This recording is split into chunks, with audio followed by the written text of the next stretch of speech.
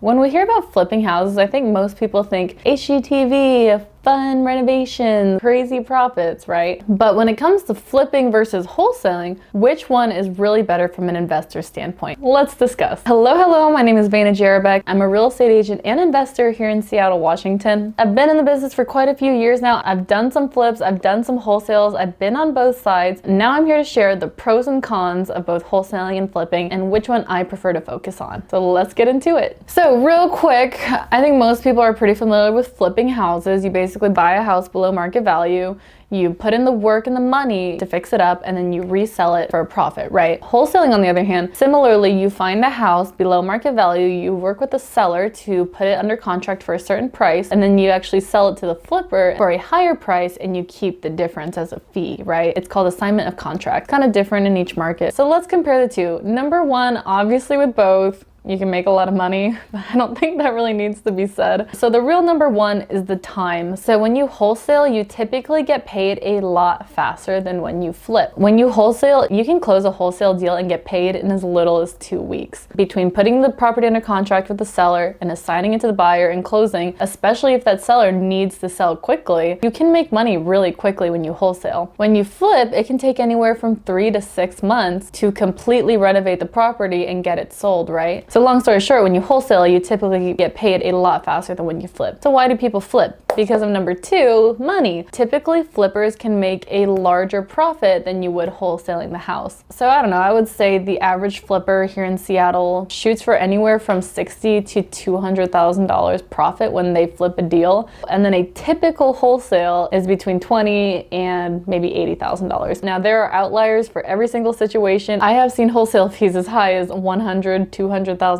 So again, it depends on the situation, and that's why I say typically. And the reason that flippers typically make more money is because the wholesaler has to account for the flipper's profit, right? A flipper won't buy a house from a wholesaler if the flipper's not going to make any money on it. They run their numbers before they buy the house. They're not just taking the wholesaler's word for it. So essentially, the wholesaler has to figure out how much the flipper could make on the house and adjust their purchase price and assignment fee accordingly. But all in all, the pro of flipping is that you can typically make more money. Number three, pro on the wholesale side is that it is way less riskier than flipping. So typically on a wholesale deal, the wholesaler will put down between $500 and $1,000 for earnest money. It might be non-refundable depending on the situation, but compared to what wholesalers can make per deal, $20,000 to $100,000, $500 to $1,000 is not so much, especially compared to what a flipper typically has to put down a large earnest money to the wholesaler and put down 20% for the purchase price with their hard money lender, if they go that route, which they typically do. One thing I will mention real quick is that flippers don't always buy houses from wholesalers, but that is a usual practice for flippers because you can find the deals really easily from wholesalers and there's room for profit. But some flippers do focus on finding their own deals through the same strategies as wholesalers, which we'll get to in a moment. And so for those flippers, the profit margin is way wider when they don't have to pay a premium to a wholesaler. But again, it just depends on what kind of time you have and your investment strategy, right? So wholesaling money-wise is a lot less risk because you put down a lot less money to secure the deal. Wholesalers can protect their entire initial investment by putting like a 7-day inspection or feasibility period to find the buyer. That's not something I personally do just because I like to make it straightforward with the seller.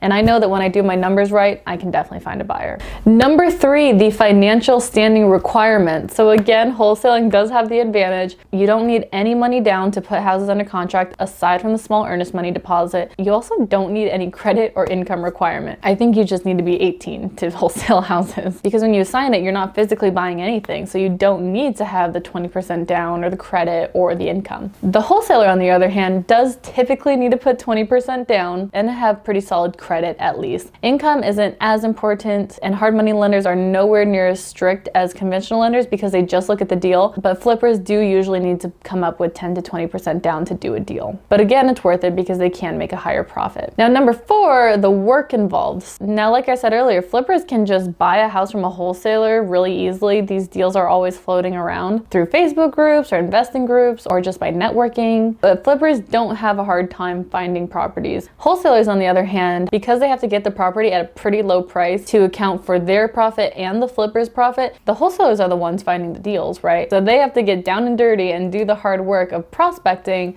to find the deals. This is cold calling, direct mail, online ads, door knocking, driving for dollars, all of that good stuff. I've got a couple videos on wholesaling, none about flipping, and you'll soon find out why.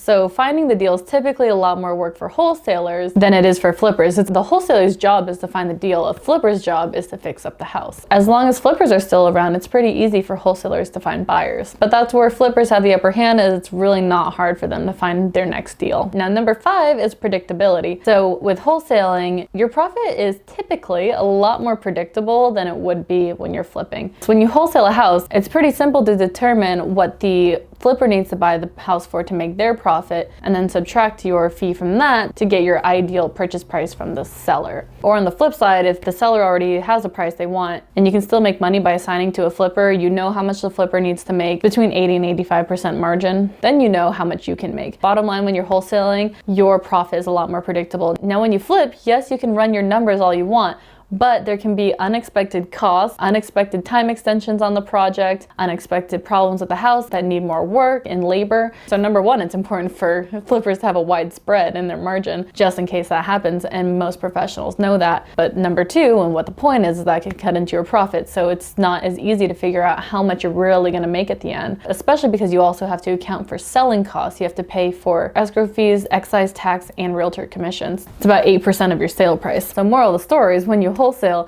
you're more likely to know how much you're gonna make rather than flipping. Like when a flip takes 3 to 6 months, there's a lot that can go wrong in 3 to 6 months, especially if you don't have the right systems in place. And that's how I personally feel. Lastly, I guess what I'll say, number 6 would be finding buyers. So when you're wholesaling, you're primarily working off the market. Seller's market really isn't hard to find a buyer for a property, but it can be difficult to confirm that every possible buyer for the home has seen it, right? Because it's off the market, it's not really online, and it's in your own circle, and it's only where you're advertising it. As opposed to flippers, when they sell their deal at the end, they're likely putting it on the open market for all the buyers to see. It's gonna go up on Zillow and Redfin and all the other websites for every retail buyer to see, right?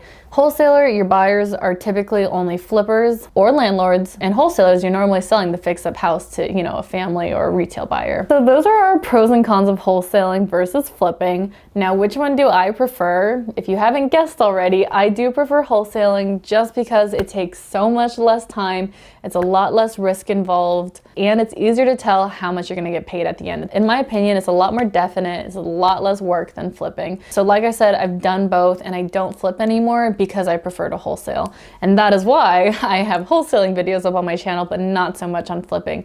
Now, what I will say is I flip when I'm gonna hold the property long term. I flip properties when it's gonna be a BRRRR, when I buy it, fix it up, rent it out, and then refinance to get my initial down payment back and go do it again. And the big benefit of flipping is that it's relatively easier to do than wholesaling, and you can make a little more money. But what I have found in my personal experience is when I get a wholesale deal and I run my numbers to see how much the flipper can make, my wholesale fee gets pretty freaking close to the flipper's profit. So it's really a win-win-win situation. We get to help the seller's problem, we get to help the flipper make money, and we make money. So that is why I prefer wholesaling to flipping. If you have any questions on this, please let me know. I've got a couple other videos floating around and some TikToks on the same topic. But yeah, that's my 2 cents. Let me know what you think, whether you have experience with one or the other, or which one you hope to do. Let me know what I can do to help you. Follow my socials down below. Let's connect online, and I'll see you in the next video.